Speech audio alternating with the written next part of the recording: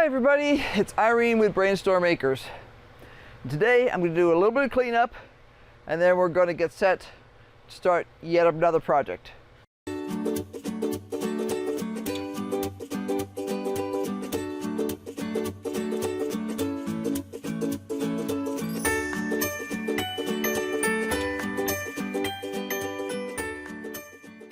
Let's get going.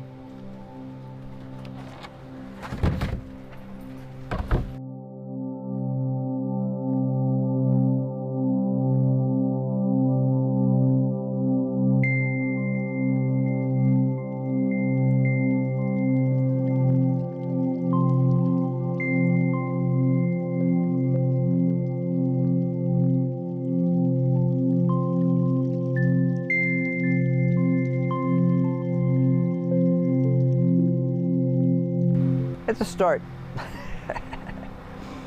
We have a lot of odd bits and pieces in here. In an ideal world, a lot of this stuff would go somewhere else.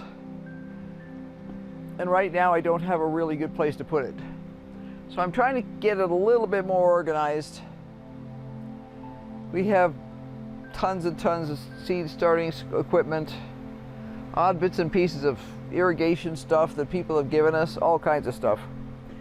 And it's always hard to throw things away. But, so what I hauled out today was I hauled out some big old boxes over here. Now, for years and years we used those in my business when we were driving around with the truck selling stuff at events. These boxes basically reached their end of life in terms of working in the truck. Now, in order to make everything packed correctly in the truck, it was important to have consistent sizes of boxes.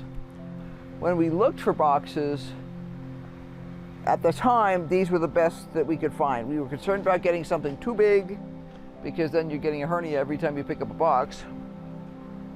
So we went with these, I guess they're Rubbermaid containers. The first batch we got of them held up pretty well. But you know, they take a lot of abuse. You're bouncing down the highway, you're crashing around with things, things fall over, that sort of stuff. So eventually we needed to get a few more, and the next batch we got just did not hold up worth a darn. We put up with crappy boxes for another year or so, and then we decided to switch to a different kind of box. They're more square, so where these guys are a bit more rounded. So they pack it a bit tighter in the truck. The lids have a natural depression on the top, which tends to lock the boxes together. They don't slide as easy as these did. But we're faced now with the fact that we have a stack of these boxes. Now, the two boxes I threw over here to stick plastic in and bucket lids and stuff like that, they are in pretty bad shape. But I figured they were perfect for this because when they finally break the rest of the way, I'm just going to throw them away. But meanwhile, they help organize just a little bit. Some of the boxes, I don't know whether they're from the first batch, I suspect they are still in okay condition. What we're facing is a lack of space right now. We're in that in-between session between winter and spring. We are still subject to frost, but we want to get some more things started. So what I'm going to do is I'm going to turn a couple of these boxes that aren't totally breaking apart into big flower pots. What I'm going to do is I'm just going to drill a couple of holes in the bottom of them, fill them up with compost, and get set for another planting session, which will happen probably in a day or two. I need to do some other stuff in terms of seeds prep and stuff like that. So let me get started on this. I brought in two of these blue plastic boxes from storage. This one the labels come off of. This one says cold weather, so that used to be warm clothes for those times when we had colder weather at events that we could layer on so we wouldn't freeze to death. So we'll take off the cold weather signs. And this also had feet in it. Which means it probably had some shoes, boots, and socks. Anyway, so These are not in perfect condition. Every place that they've been crinkled, you can see you wind up with a white line. But they're not cracked anywhere yet. So I'm just going to create a little bit of drainage.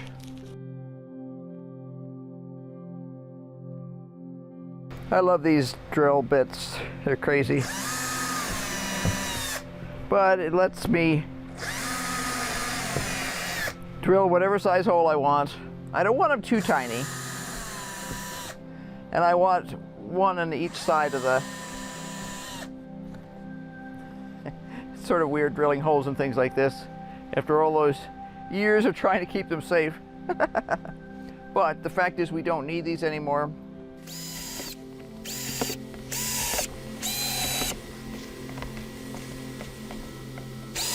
Okay, there we go. That's all there was to it.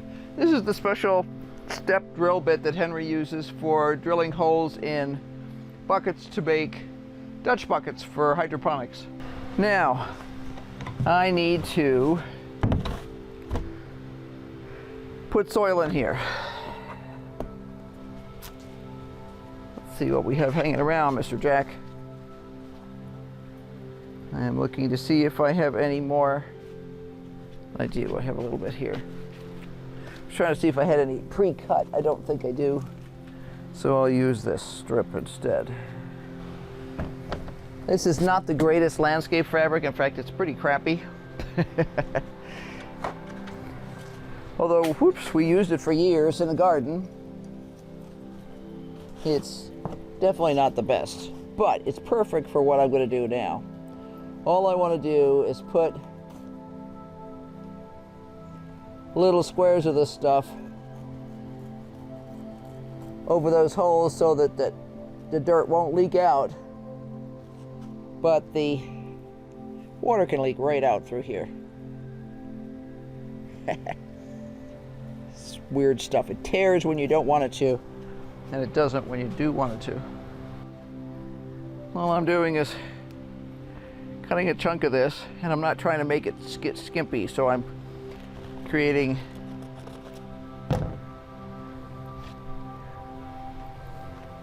little patches to go over this.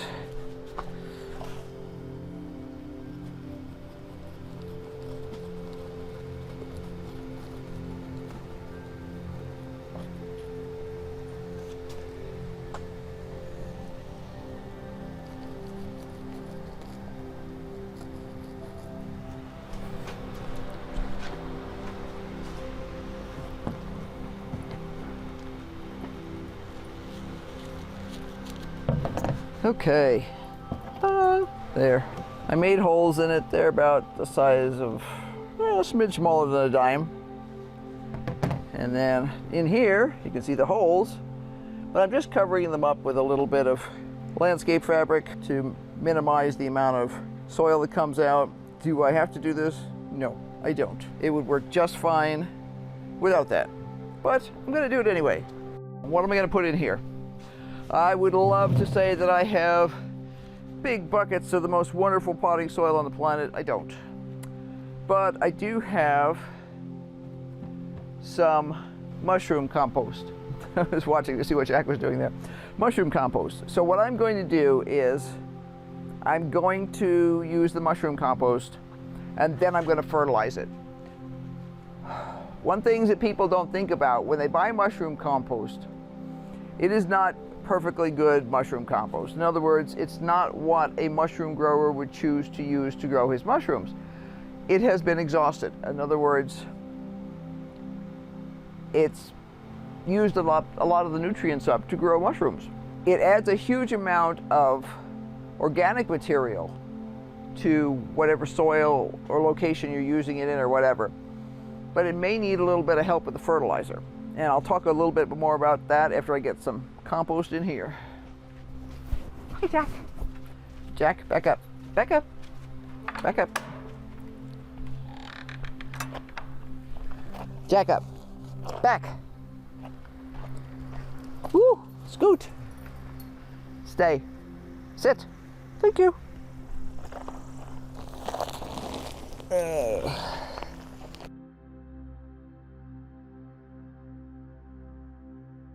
This is our oldest bag, so I'm trying to be extra careful with it because it's been sitting outside for a while.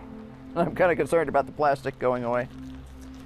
So I'm just gonna pick it up and put it in here, because I really don't want it all over the floor in the greenhouse.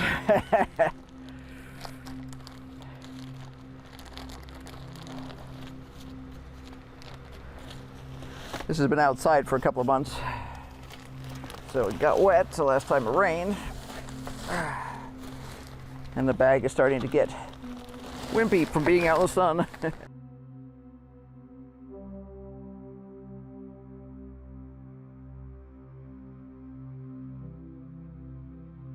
Nice black, or dark brown actually, mushroom compost. Now, what am I going to add to this? I am going to add a couple of things. First thing I'm going to add is bone meal. Now, last year we planted potatoes. Oh, get the hiccups. Great. Last year we planted potatoes and sweet potatoes in pots. Now, right now those pots are full of kohlrabi and spinach and pak choi and other stuff, and we don't have any more of those big pots. And well, to be honest, they're $55, which is not a lot for 5 of them. It's a good deal, but I'd rather spend the $55 on something else right now. So bone meal, the guaranteed analysis of this is 2-14-10. I mean 2-14-0. What that means is it has 2 parts nitrogen, 1 part phosphate, and no parts of soluble potash. So what I am trying to do is create an environment that's got just the right nutrition for the plants that I want to put in here. These plants, if I give them too much nitrogen, are going to produce a beautiful, gigantic green plant, but that's not what I'm harvesting. So what I need to do is I need to give them enough nitrogen, and that enough nitrogen will come from the fish fertilizer. But beyond the enough nitrogen, I need to give them enough of the other things that they need to grow. This says I should use a teaspoon per plant for bulbs. That's not very helpful. 2.5 cups per 25 square feet. I think, yeah. I'm going to do the same thing I did last time. By the way, this stuff smells awful. Whee! The fan is running, so I'm not too concerned about it, but it'll go away in just a minute.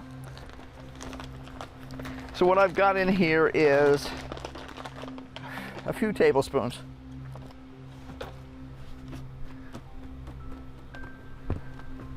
And I'm just going to stir it in here. Now, the fish fertilizer is 5-1-1. There's some of your nitrogen, plus it's got a little of the other stuff. And this says shake well. And 2 tablespoons per gallon of water. Now, I don't need a gallon of water, so I'm going to put as little as I can into my watering can.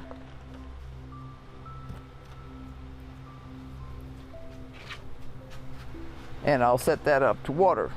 Now, might as well do both of these at the same time.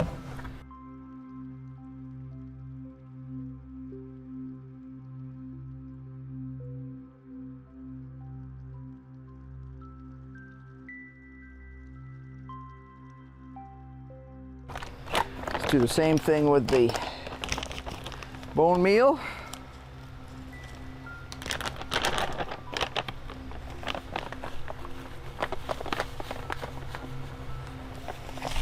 By the way, I attribute my magnificent display of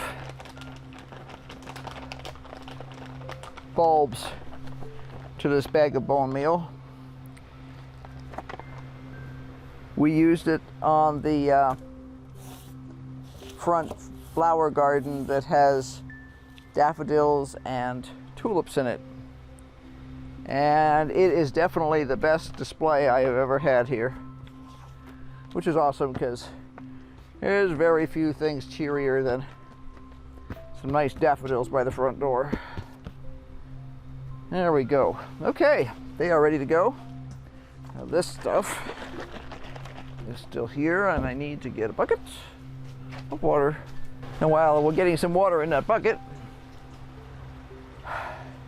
I'll give you guys the hint that we're going for bottom growth on these plants, not top growth. Top growth requires a goodly bit of nitrogen. And what we need is bottom growth. So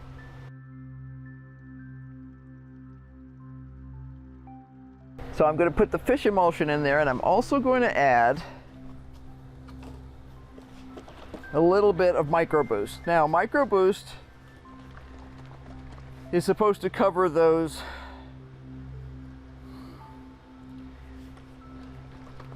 random bits that sometimes can make a big difference for plants and sometimes can be very depleted in soil.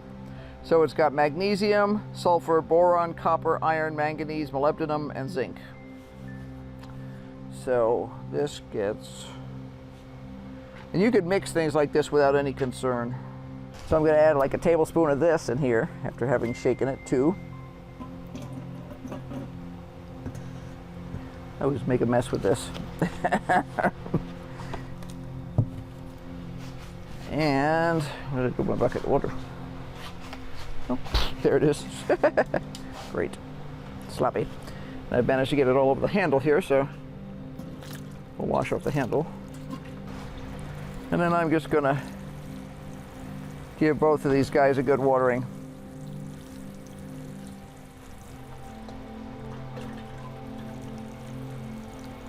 There was nothing yucky about that water. I mean, it doesn't smell great, but there's nothing to be concerned about. I don't feel like I have to wash out my watering can or anything. When I go to water plants in here later tonight, it's not a problem. If they get a little extra of that stuff, this will not burn plants. It will not overstress them the way a lot of the chemical fertilizers will. It'll be there when the new plants get going. So these guys are ready to be planted. I have to get some other things ready, and then I'll come back and do this. You know you have to come back. So be sure to like and subscribe and hit that bell notification so that you know when we put out another video. Oh, and by the way, this just goes to show you that you don't have to have a lot of fancy schmancy flower pots. Are these as pretty as some of those flower pots at the store? No.